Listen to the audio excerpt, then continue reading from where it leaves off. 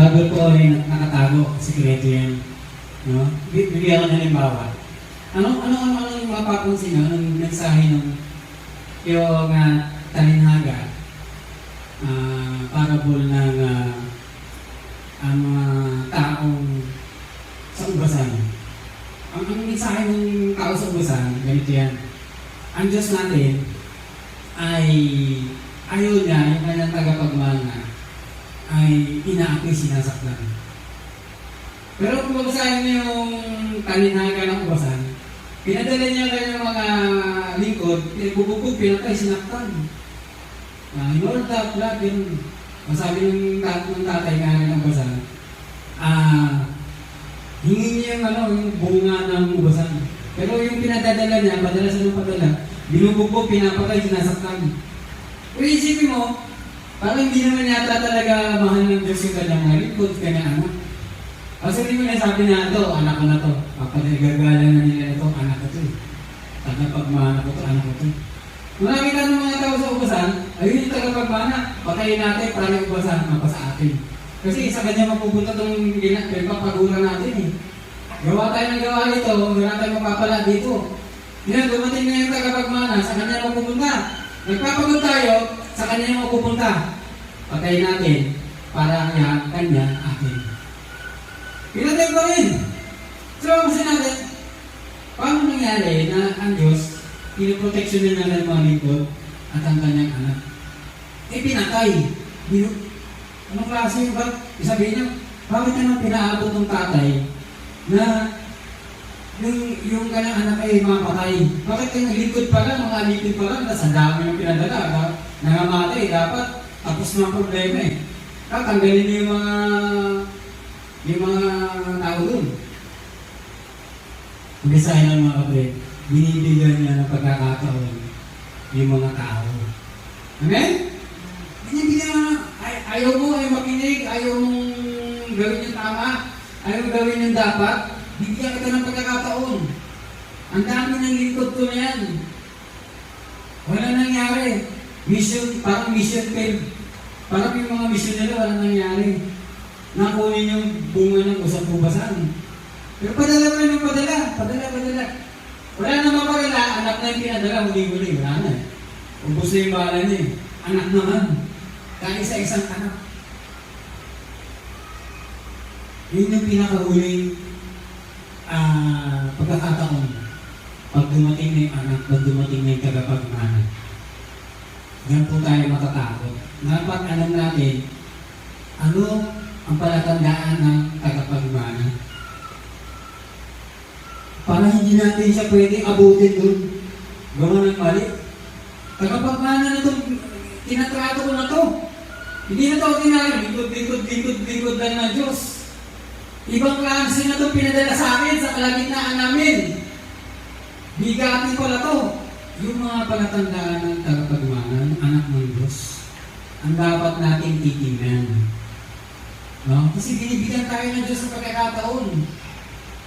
No? Gumagawa tayo dito, nabubuhay tayo dito, hinihingan niya tayo ng bunga. Asan yung bunga? Hindi pwede, ang mga kapatid, hindi lahat libre. Nabubuhay ka sa mundo ito, libre, okay lang, gagawin yung gusto ko. Sasaktan ko yung gusto kong saktan. Papatayin ko yung gusto kong patayin. Gagawin ko to. Ito yung gusto ko eh. Mga kapatid, may bunga ang hinihingi ito sa atin. Bakit ka tinanim na parang puno sa lupang ito? Dito sa lambingan. Bakit ka tinanim sa lambingan? Ako ngayon, nasa Belvedere, Paradahan. Bakit ka tinanim ngayon sa Paradahan? Yun ang malaking tanong. Bakit ka tinanim doon? Hinihingan tayo ng bunga. Nakaraan ko, ang example ko. Ang example ko kanina, na nakaraan, yung puno, pinagtatabas na. Tapos basura na. Hiningi, ginawang aga niya. Naging $5,000. 380,000 pesos. Halos 400,000 ang kalating million. No? Hiningan tayo ng bunga. No? Napagka wala na bunga, putulin na raw ang puno. Kasi hindi naman naman bunga. Bakit? Binibigyan tayo ng pagkakataon bago tayo maputol. Amen? Sabi ng isa, sabi niya, Sir, huwag muna natin itong putulin, bigyan natin siya ng isang taon pa. Pag di namunga, putulin na. Amen? May isang taon na pwede ka pang mamunga. Diba? Taon-taon na namunga ang puno. Ang mangga, ang bilabano, lahat. Magbigay pa na isang taon. Diba? Ako nung pandemic, mga kapatid, magising na ako ng isang araw, parang na ako tumama sa loto. Nung pandemic ako minanas. Hindi ko patingnan yung mukha ko sa salamin. Sila dito hindi ko patingin sa mukha niya sa salamin. Sobrang payat. Ang aming exercise na 30 minutes, hinahati ko pa sa 3. Hindi ko kaya ng 30 minutes araw-araw, isang buo, dire-diretso. Nakita tayo. Hinahati ko pa 30 minutes, kalating oras. Hinahati ko pa sa 3, 10 minutes. Kaya nga, mamaya 10 minutes. Ginagawa ko yun. Hindi dahil magaling, mahilig ako sa exercise. Jogging, exercise din. Ginagawa ko yun kasi gusto ko pang mabuhay. Amen? Sino dito yung ginagawa mo isang bagay kasi gusto mo pang mabuhay? Ngayon, 10,000 na hakbang araw-araw nasa relo ko. Pinipilit ko maabot araw-araw. Ginagawa ko din, mahilig ako magkakad. Gusto ko kasing mabuhay. Gusto kong mabuhay pa. Ito mga nakarang araw, buwan. Hinangina ako pag ako nakaupo sa computer maghapon. Nangihina ako para akong mamamatay. Ngayon sabihin niyo sa akin, bakit hindi mo gagawin? 10,000 na hakbang araw-araw. Kasi gusto ko pang mabuhay. Kaya bata pa ako. Ako 52 na. Huwag nawang maranasan niyo. Umabot kayo sa mas bata pa sa 50, ginagawa niyo yung ginagawa ni Marvin. 10,000 hakbang, isang araw. Bakit? Kasi gusto mo pang mabuhay. Ayan, sila Joel. Dati, ang mga matatanda ang inaakay sa ospital, stroke. Ngayon ang inaakay na magulang, yung kanilang anak na stroke. Baligtad, sabi na. Dati, ang dinala nila sa ospital na stroke, yung matatanda, yung magulang nila. Ngayon, anak na ang dinadala sa ospital kasi na-stroke. Diba? Biro mo yan? May mga bata na yung ganyan kalaki. Mali pa kay Eman. May mga diabetes na. Dati wala yan. Yung uncle ko rito, tumitira dito sa Lambingan, dito. Basta bata ka pa, wala kang sakit, wala kang diabetes, wala kang sakit sa puso. Ganun ang sabi niya. Bata ka pa, wala ka nan. Pero ngayon, meron na. Hindi pa lang, yung mga diabetes na. Biro mo yan? Kaya ngayon, hinahanapan tayo ng bunga. Hinahanapan tayo ng bunga. Ano na yung bunga? Bakit ka pa nakatayo dito, nakatayo sa lupa? Amen? Ito yung mga tanda na mga tagapagmana. Unang-una sila po ay mapanalangin. Prayer. Nagpe-pray sila. Yan yung mga tagapagmana. Amen? Then, isang araw si Benny, sabi niya, wala ako dito kung wala ang prayer. Yung commissioner ng Pilipinas, nakausap ko siya, sabi niya, ang bahay ni Benny kasi na kanyang SM Negramon, kapitbahay ko. Sino may kapitbahay na Benny? Na ang bahay pala ng Benny kasi laki ng SM Negramon. No? At alam mo, nangyari kay Benny yun nung siya naging giver. Binigay niya lahat. At ibinigay ng Diyos sa kanya lahat. Amen? Hindi ko sinabing gawin yun. Pero isa lang ang masasabi natin, hindi natin kahit apatan ng Diyos. Pag binigay mo to, lalampasan ng Diyos yan. Kasi ang Diyos hindi mahirap. Hindi mas mahirap ang Diyos sa'yo. Yeah? Hindi mas mahirap ang Diyos sa atin. Hindi natin kasi yaman ng Diyos. Ang Diyos mas kayaman.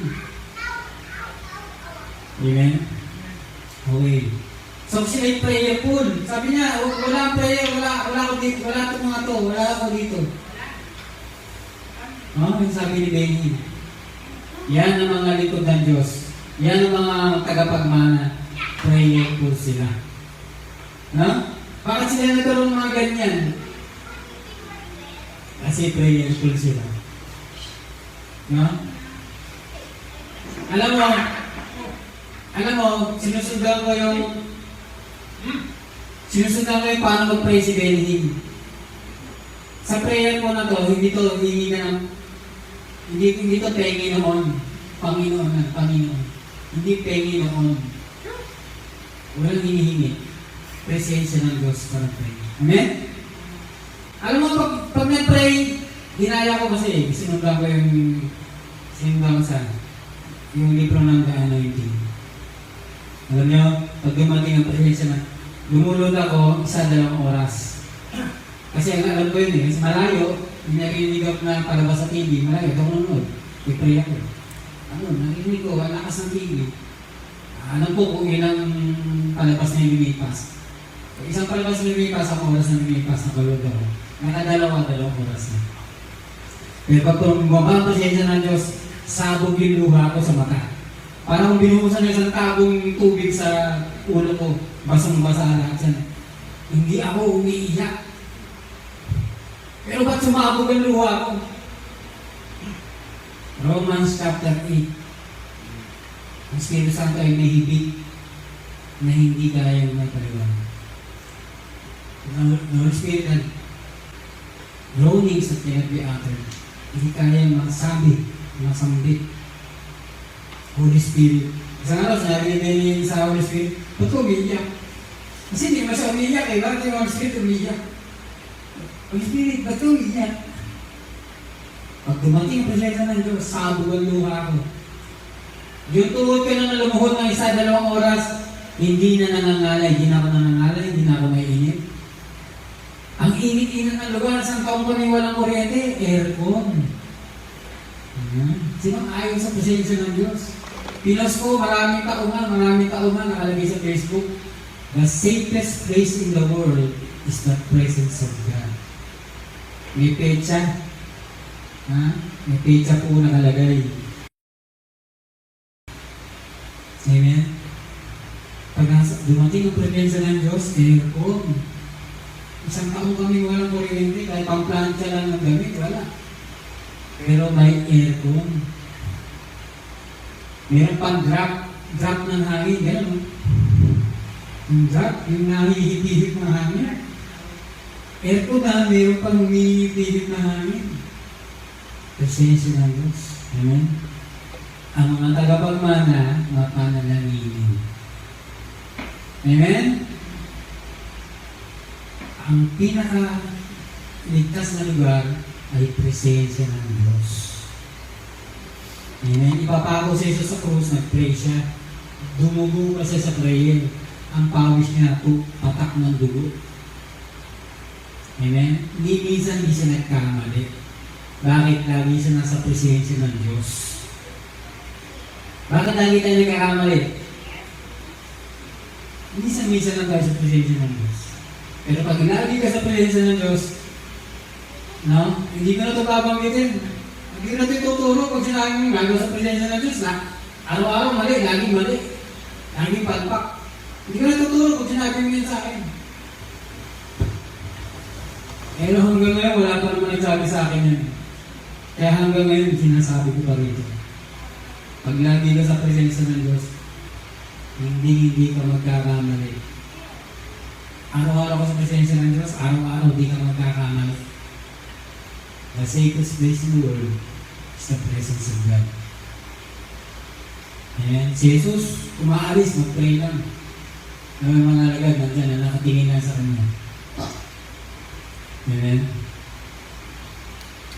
Tapos, isang araw, epilepsy, hindi nila mapalayas ng alagad ni Jesus. Bumabagsak sa tubig, sa ilog. Muntik malulog, mamatay. Mapagsak sa apoy, muntik masunog, mamatay. Sabi ni Jesus, sabi ng Panginoon, ba't hindi namin ito mapalayas? Sabi niya, hindi ito aalis kung hindi sa pamamagitan ng panalangin. Yung pinakamalaking salita natin yung act, yung karugtong, act, fasting. Okay? Hindi sinabing fasting, sinabi prayer, and. Yung isang pinakamalaking salita ko, and. May kasunod, may karugtong, at pag-ayun mo, fasting, hindi ka kakain. Amen? Pero normal lang po mo, pray ka lang ng pray. Pero bakit hindi ka lumalayas? Ito problema ko na ito, hindi umalis. Ang problema mo, epilepsy, hindi mo mapaalis. Lord, may problema ako, hindi mo mapalayas. Pray ka lang, normal lang po, pray ka, prayer ko yan. Hindi mo nakita yung salitang at, hindi mo nakita yung salitang and. At pag-ayun mo, and fasting. Meron isang panahon ng Amerikano sa London, espiritu ng kabaliwan, baliw siya, baliw. Ngayon, dumadalo siya sa church na baliw siya, naging baliw siya, naging ang mental hospital na siya.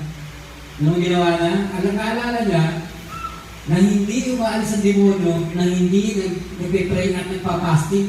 Pag may binibigay sa kanya pagkain, tinatapon niya, nagpa-fasting siya.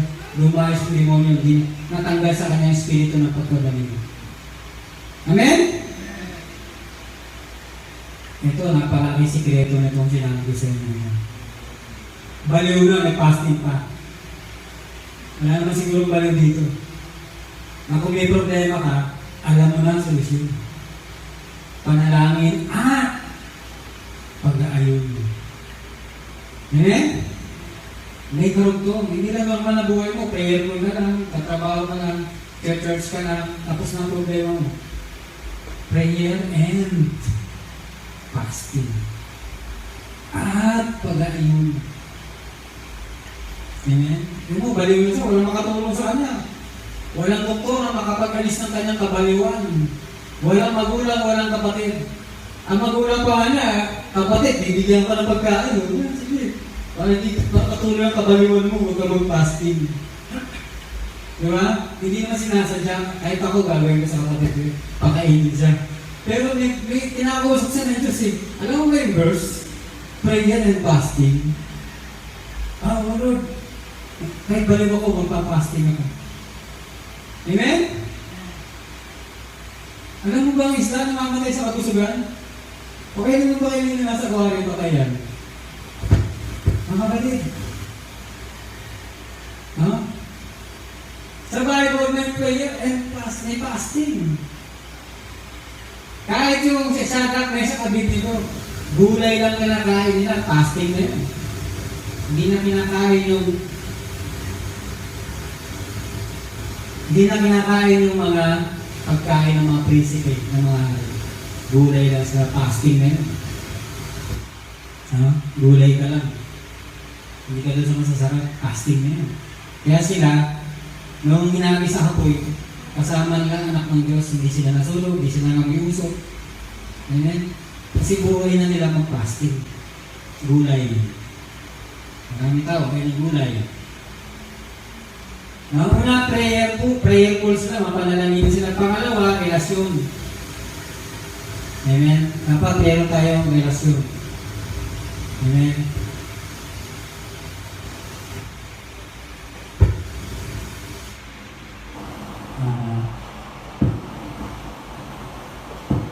Amen. Wala na natin magpalit ng mga wire. Sumunod, relasyon, mga kapatid. Ang sabi sa 2 Timothy 2:19-21, yung mga mabanggit sa pangalan ni Kristo, lumayo sa kasamaan. Mabanggit ko na yung kanina na huwag mandaya sa metro ng taxi. Kasi akala mo magkakapita ka pera, pero nagkakaroon ng malaking gastos sa ospital.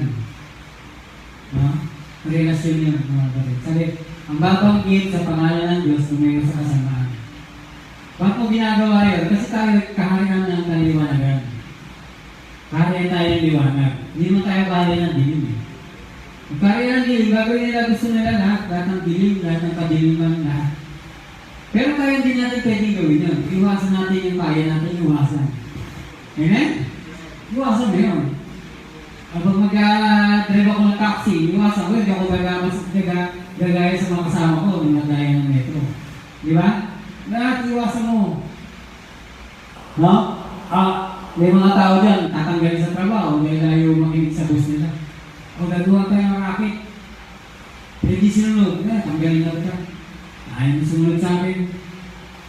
Okay lang. Di ba? Kasi sa kaliwanagan tayo eh. Si Joseph the Dreamer, tumakbo. Ayaw niya nung, ito gagawin natin, Joseph. Ay hindi sa akin yan. Ikaw ay sa boss ko. So tumakbo siya. Pinutuksan siya, gumawa ng mali. Pinagpapala niya yung kanyang pamilya ng boss niya. Pinagproteksyonan niya, gumawa siya. Kailangan yung boss ko, yumaman, maganda buhay, maganda pamilya. Hindi ko sisirain yung business niya, hindi ko sisirain yung pamilya niya. Kasi servant siya. Ito lang, bigyan na namin ba? Marami ka sabi, hindi tayo servant.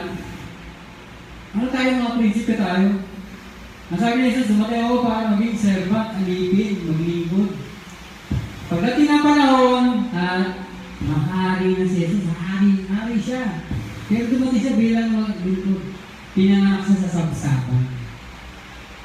Dumating siya sa sabsaban para maglingkod. No? Hindi pag dumating siya, dumating siya kay Brother Joel. Naku, hari ito! Eh sabi ni Joel, sabsaban na tayo eh. Yundak na lang, hihiga eh. Alam mo, dumating tayo rito, ang daming tao. Wala, kahit walang hotel, wala lahat. Hindi natin pwede sipahin yung mga yan. Bigyan kita kahit magkano, umalis ka na dyan. Kasi may baby ako dito. Hindi siya maglilingkod sa akin, ako maglilingkod ko sa kanya. Kailangan kasi bigyan ng magandang kwarto, magandang lugar, panganakan. E sabi ni Joel, ito lang kaya ko eh. Dumating ba si Jesus para maglingkuran? Ando siya, nakalagay sa sabsaban. Amen?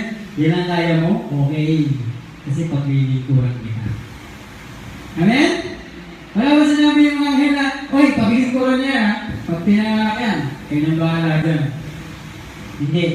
Si Jesus ang bahala sa kanila. Si Jesus ang maglilingkod. Si Jesus ang mag-a-adjust. Amen?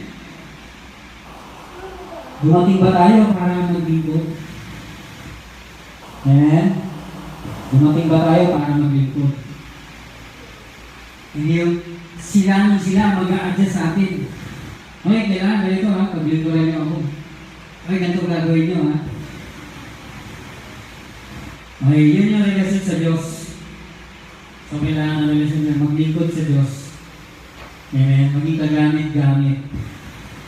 Amen? Heart of a servant. Mga kapatid, maging katawan ni Kristo. Katawan ni Kristo, nagsimula sa paglilingkod. Okay? Nagsimula bilang kalabaw. No? Apat na symbol si Jesus, kalabaw. Kalabaw, tao, agila. So yan. Apat yan. Apat na symbol yan. Matthew, Mark, Luke dyan. So yun ang kailangan makita sa atin. Naglilingkod tayo. Yan ang mga tagapagmana. Nagsimula sa paglilingkod. Amen? Tapos, naging agila sila. Nag-train sila. Yung agila nati-train. Tapos, tao. No? Sabi ni Jesus, pag ako naglingkod, ang ama ang gumagawa. Pag ako gumawa, ang ama gumagawa. Yung mga ginagawa, ang ama ang gumagawa nun. Amen? Ang Diyos ng katawang tao sa pamamagitan mo, katawan ka ni Kristo. Amen? Naranasan niyo ba yun? Naranasan niyo yun? Pag may naranasan niyo yung unang-una yung prayer. Pupunta ang Espiritu ng Diyos sa iyo, kikilos ang Diyos sa buhay. Amen? magiging katawan ka ni Kristo. Yun yung relasyon sa Diyos. Sumunod naman, anointing. Langis. Lalangisan ka. Maraming anointing. Anointing ng mikitong. Anointing ng pare. Anointing ng hari. Maraming anointing. Ngayon yung mga tagapagmana. May anointing sila, may langis, may Espiritu Santo. Yung sa kitong yung kaligtasan, kagalingan. Ngayon, pag sinabi natin lagi tayo ligtas, ibig sabihin din nun, lagi ka din magaling sa karamdaman. Sumunod na ulit, ang tandaan ng tagapagmana, sila ay naghahanda. Amen? Bigyan na halimbawa. Yung aeroplano, bawat segundo, importante sa kanila, sa aeroplano, sa kanilang pag-andar, yung kanilang bawat segundo, kung gano'n siya katiyan, importante yun. Kasi, yung takbo niya, bawat segundo, lahat yun ay babagsak sa tagumpay na paglipat. Pag isa doon napabayaan ng piloto, babangga yan, babangga. Hindi siya makakaangat, babangga, sasasabot siya. Yun yung oras, kailangan mo ng timing. No? Lahat ng mga araw na lumipas, na napabayaan mo, yan yung mga dahilan, kaya hindi ka nakalipad. Amen? Kaya hindi mo narating yung gusto mong marating, hindi ka nakalipad, hindi ka nakaangat, hindi ka nakabiyahe. Kasi may mga araw ka, na napabayaan. Amen? May mga goal ka sa buhay mo na napabayaan. Araw yan. Bawat araw, mahalaga. Bawat segundo, mahalaga. Yan ang mga tanda ng mga tagapagmana. Huwag mong pabayaan ang bawat segundo, ang bawat minuto, ang bawat oras, ang bawat araw. Ang bawat linggo, ang bawat buwan, ang bawat taon. Kaya mong gawin sa isang taon yung magagawa mo sa 5 taon. Kung gugustuhin mo lang. Sa loob na isang taon, hindi na ikaw yung kilala ko. Amen? Sa loob na 5 taon, hindi na ikaw yung Emma na kilala ko. Kasi 5 taon, nagawa mo sa isang taon. Alam mo ka rin, nung nasa college, ginawa ko yung nagagawa ko sa 5 taon sa isang taon. Nakatapos ako. Sigurado makatapos. Amen? Bawat segundo sa akin ng mga panahon na yung napakahalaga. Amen? Nawa, malanasan niyo rin yun na yung 5 taon, gagawin ko lang ng 1 taon. Amen? Oras, paghahanda. Kailangan mo na oras, kailangan mo ng paghahanda. At sa araw masasabi ko, tunay kang tagapagmana. Amen? Kanina, nakita yung tagapagmana, patayin natin kasi mapapasakay na ito. Yan. Tandaan mo yan. Pag ikaw naging tagapagmana, gusto rin nila yun ako, yung nasa iyo. Amen? Yung kasi nasa iyo paghahanda. Nasa iyo lahat ng segundo mahalaga. Oras, minuto, linggo, buwan. Taon mahalaga sa iyo. May taon, ba't mahalaga yung taon? Kaya mong gawin sa isang taon, yung magagawa mo sa 5 taon. Kaya yung taon mahalaga. Nasa sa iyo yan. Yung buwan mahalaga, bakit? Yung 100 buwan, magagawa mo sa isang buwan. Ano sabi ni Smith Wigglesworth? Isang buwan sa Holy Spirit katumbas ng 50 years. Wow. Sino ba ito si Smith Wigglesworth? Paano kukusig? May pa kayo, bubuhay niya. Sinasandal niya sa pader. Susuntukin niya tutumba. Pabagsak naman. Itatayo na naman niya, susuntukin niya na naman sa tiyan.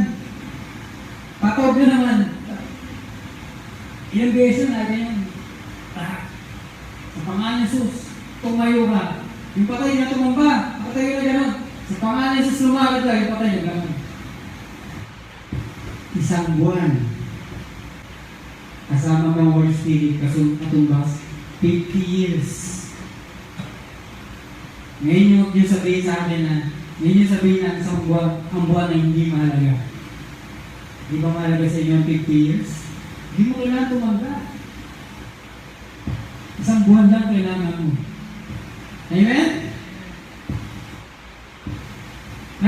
Nagkaroon ng tithe offering ang konti. Sabi niya, ito, pang mission. Mission, papadala sa mga missionary. Mga anak niya, pinadadala niya sa ibang bansa. Mag-mission kayo dyan. Nakita niya yung tithes konti, iniyak siya. Mula rin, maraming nagbibigay sa mission. Mapapadala niya ng anak niya sa ibang bansa. Mag-mission. Isang buwan, kasama Holy Spirit, katumbas 50 years. Hindi mo kailangan mag-usap sa tao. O magalit. Bakit wala nagbibigay? Isang buwan, kasama ang Holy Spirit, katumbas 50 years. Umiyak lang. Hindi siya nagsisigaw, nagalit. Ba't wala nagbibigay? Wala kayo usap, hindi siya nakiusap. Padala niya na ba? Bakit siya 86 years old? Napadala niya na padala niya yung mga anak sa ibang bansa. Manugang. Pati manugang, ha? Pero, ang hirap na, manugang mo, papadala mo. Tama, bisyo ka, manugang mo. Sabihin nga, ayoko nga. Isang buwan, kasama Holy Spirit, katumbas 50 years. Katumbas na 50 years mo pinakikiusapan manugang mo. Manugang, pag-uusap.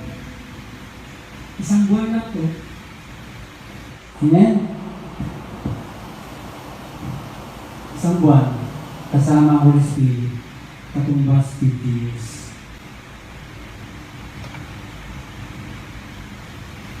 Amen. Oras. Oras yan. Pag-usapan natin yung oras. No?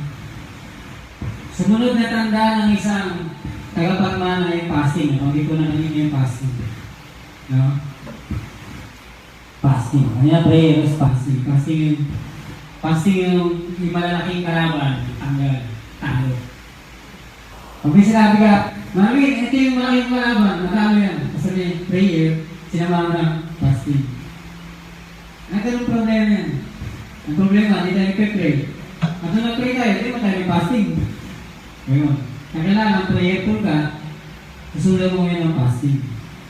Ayan, susunod ngayon, ito naman, pangalim, pagbabayad ng presyo. Amen, kailangan mo magbayad ng presyo. Amen. Ang kaya na Diyos, kagaya ng gayaman, nakatago, nakalibig, sikreto, nakatago. At nung nalaman nyo ng mga ngalakal, ibinenta lahat at binili yung bukid. Yung bukid na yun, mahirap yun. No? Hindi yung Makati na million yata isang square meter. Mura lang yun. Pero ba't nabili yun, binenta niya lahat sa buhay niya lahat. Mabili niya yung bukid na yun.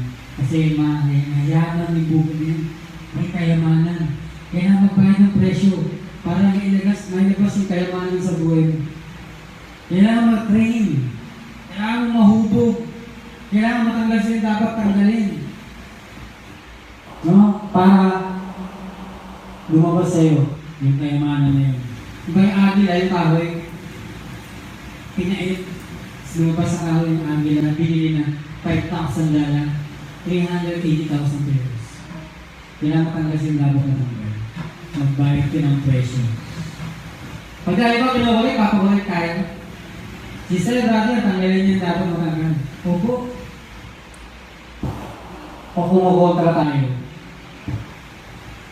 Pag yung kahoy na yun, hindi natanggal yung kanya naman dapat matanggal, kahoy pa rin siya. Pag natanggal sa kanya dapat matanggal, agila na siya, $5,000 talaga. Napakamahal. Nung una sinabi ito, basura to. Sa'yo na lang. Pero nung nagawa na tapo siya, binibili na, mahal na. $5,000. May nagturo, isang oras, $5,000 bayad. $5,000, $380,000 pesos. Hindi siya Amerikano. Ang bansa niya, hindi kilala. Hindi siya galing sa malalaking pinakasikat na university sa buong mundo. Pagdating sa topic na yun, siya unang-una sa listahan.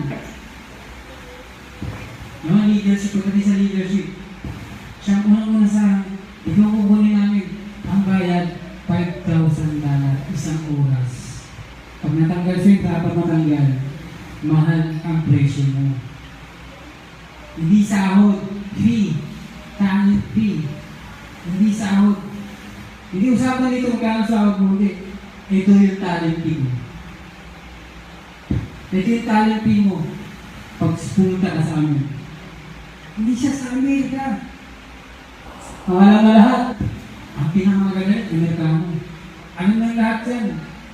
Pero pag nangyayari dito, pagdating sa leadership, sa una sa listahan sa isip nila, hindi naman kilala bansa niya, hindi sa Amerikano. Hindi nga siya puti eh. Pero Amerika, puti yan. Ano natin, puti. Hindi nga siya puti eh. Tapos hindi pa Amerika. Pag natanggal siya, dapat matanggal. Mahal ang presyo. Amen? Kailangan magbayad ka ng presyo. Amen? So yun yung mga tagapagmana. Kita nyo? Bakit siya naging tagapagmana? No? Bakit sinuong niya yung mga problema tapos ngayon relax na siya? Ang agila ganun eh. Sinusuong yung bagyo. Tapos pagdating sa ibabaw na siya ng bagyo, hindi ito yung bagyo, hindi dito na siya, relax na siya. Nakadipa na lang siya, lumilipa na lang. Ang tayo nga sa baba, nagtago, pag may problema, kailangan ng tago, butas, pugan, binubugbog ng bagyo. Yan yung mga tagapagmana. Sinusuong yung mga problema, yung mga training. Nagpa-train sila. No? Nagpa-train sila. Kaya isang araw, magkaroon tayo ng training, discipleship training. Amen? Maging mga agi na tayo sa araw. Amen?